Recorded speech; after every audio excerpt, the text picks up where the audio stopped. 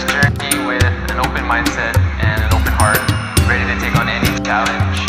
And now, upon leaving, I will be leaving with a heart full of love and appreciation. Dati gusto ko lang maging independent sa buhay. Pero dahil sa journey ko, natutunan kong pahalagahan ang lakas na galing sa mga katuwang ko sa buhay tulad ng friends and family ko. Kaya rin ako ng maraming kabataan na hinahanap yung lugar dito sa mundo. At dahil dito sa PBB journey ko, na-realize ko na lahat pala tayo ng bawat isa sa atin ay pwede maging isang inspirasyon para sa iba. Minsan akong nangarap na marinig ang tinig ko at may pakita ang aking talento. At ngayon napatunayan ko na nagmumula sa maliit na bagay ang pinakamalaking tagumpay. Ako Hapon, di ba? Pero puso ay Pinoy.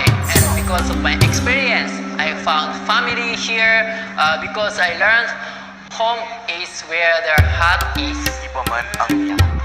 At saka napatunayan ko na kung mayroong pag-asa at saka pagsisikap, pwede po palang mabago ang ating kapalaran.